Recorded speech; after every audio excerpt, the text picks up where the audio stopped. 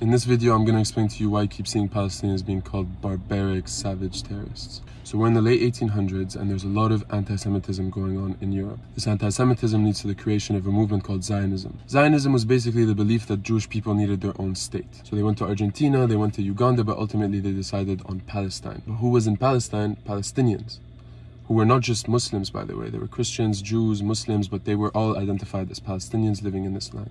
Palestinians who were already under British rule saw this influx of Jewish immigration into Palestine and the whole concept of Zionism, we want to create a Jewish state and exclude the Palestinians, as a threat to their own sovereignty.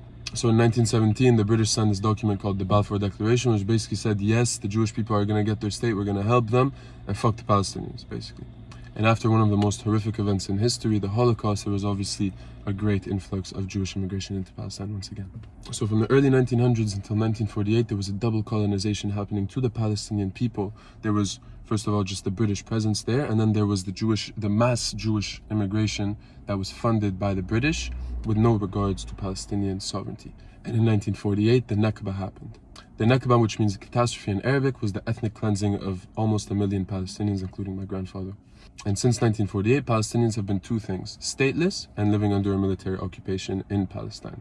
Palestinians want equal rights in their historic homeland, but they have not been afforded this right since 1948. 75 years of land theft, 75 years of oppression, 75 years of no rights for Palestinians. And naturally, like history will show you, resistance movements started popping up, including Hamas, which was actually funded by Israel in the 1990s. Since 1948, Palestinians have not been afforded the right to context. Think about the representation of Arabs in movies. We're either in a pack and there's no faces and there's an American hero and he's just trying to kill all of us because we're dumb. Or it's the rich sheikh that has 17 wives. And Hollywood and American media has created this narrative that Palestinians just come out of their mother's wombs and we just want to kill Israelis. We're not afforded the right to context. We're not afforded the right to talk about these 75 years of oppression that we've been going through. We're not afforded this right because American media just wants to dehumanize Palestinians so that normal people, when they see, it's like, oh, they just are terrorists, they're barbaric, they want to kill Jews, and oh my God. When in reality, it's been 75 years of oppression and military occupation.